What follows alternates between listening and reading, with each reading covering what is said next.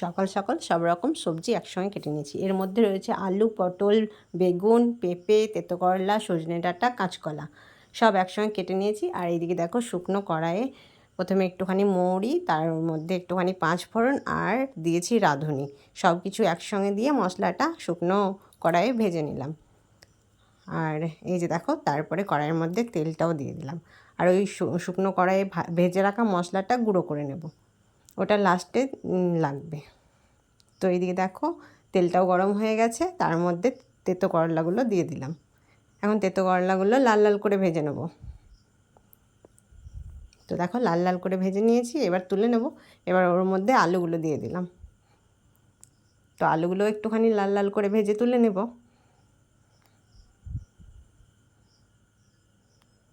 তো তোমরা ভিডিওটা দেখতে থাকো, আশা করি ভালো লাগবে। তো দেখো আলুগুলো ভেজে তুলে নিয়েছি, এবার দিয়ে দিলাম বড়িগুলো। আর এগুলো হচ্ছে মানে কলাইয়ের ডালের বড়ি, আর এগুলো আমাদের ঘরের দেওয়া বড়ি।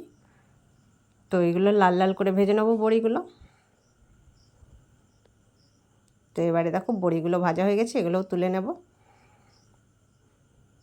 তো এবারে দেখো ওর মধ্যে পাঁচফোড়নটা দিয়ে দিলাম। তো ওর মধ্যে এবার দুটো শুকনো লঙ্কাও দিয়ে দেবো। তো এবারে সব রকম সবজিগুলো একসঙ্গে ভেজে নেবো। এই পেঁপে দিয়ে দিলাম, আর দেখো এর মধ্যে কাঁচকলা, তারপরে সজনে ডাঁটা, সব কিছু সবজি একসঙ্গে ভেজে নেবো এবার।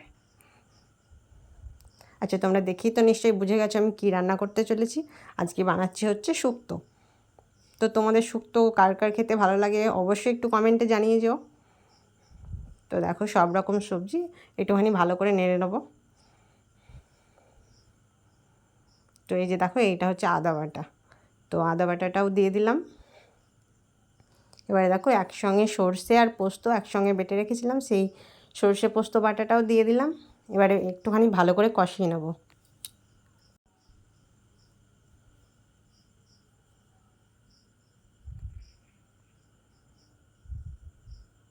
তো দেখো ভালো করে কষানো হয়ে গেছে, এবার ওর মধ্যে 1 কাপ মতো দুধ দিয়ে দেবো। তো পরিমাণ মতো জলটাও দিয়ে দিলাম, যেহেতু সবজিগুলো সিদ্ধ হবে।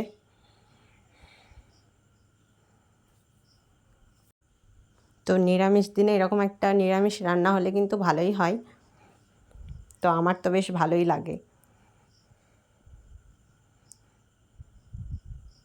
আমি না ভিডিওটা করতে করতে পুরো ভিডিওটা করা হয়নি। তো এই যে দেখো পরিমাণ মতো জল দেওয়া হয়ে গেছে, জলটা মানে সবজিগুলো সিদ্ধ হয়ে আসলে ওই ভেজে রাখা মশলাটা ওর মধ্যে দিয়ে দেবো, তারপরে একটুখানি ঘি দিয়ে নামিয়ে নেবো।